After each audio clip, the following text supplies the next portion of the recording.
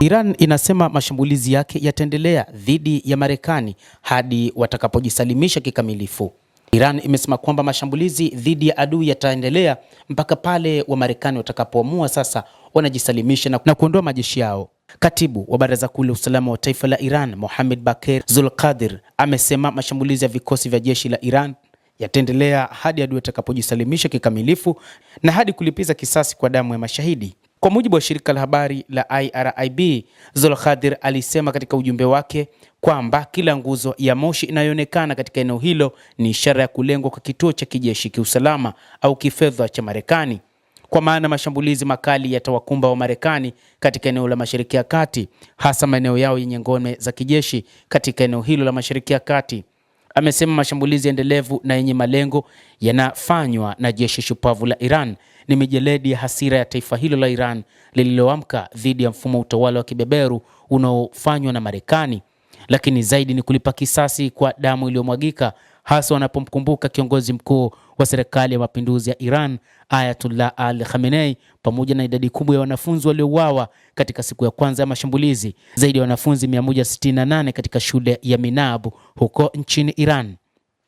Kadhalika idadi kubwa ya wanajeshi waliouawa, makamanda pamoja na viongozi wa kisiasa ni moja kati ya mambo ambayo yanawapa hasira wa Iran na ndicho kinachowafanya wawe tayari kwa ajili ya mapambano wakati wote dhidi ya Marekani na maadui wote wa Iran. Zulqadir ameongeza kuwa mashambulizi hayo yataendelea hadi kujisalimisha kikamilifu kwa adui na kulipiza kisasi juu ya watoto wasiokuwa na hatia wa Minab na Lamerdi pamoja na wengine waliouawa shahidi na kile alichokiita majeshi ya kigaidi ya Marekani na Israel. Huku hayo yakiripotiwa, jeshi la Iran la walinzi wa mapinduzi ya Kiislamu IRGC limetangaza kuwa limetekeleza mashambulizi mapya dhidi ya ngome za kijeshi za Marekani nchini Kuwait pamoja na Bahrain, huku likitoa onyo kwa raia katika nchi zinazowapa hifadhi wanajeshi wa Marekani kuondoka mara moja na kuwa mbali kwa angalau mita 500 kutoka maeneo yanayotumiwa na wanajeshi hao.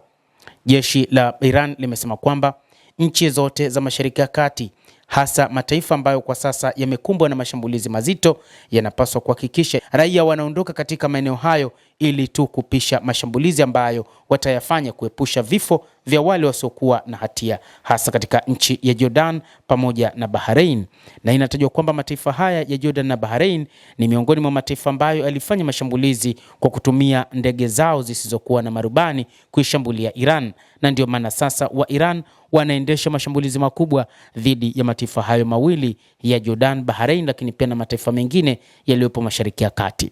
Endelea kutufuatilia mtazamaji, lakini ni kusihi usisahau kulike, usisahau kucomment, kadhalika kusubscribe channel yetu hii ili upate habari hizi kwa mapana kupitia The World News. Mimi ni Adam Hussein, endelea kuwa nasi wakati wote, endelea kutufuatilia.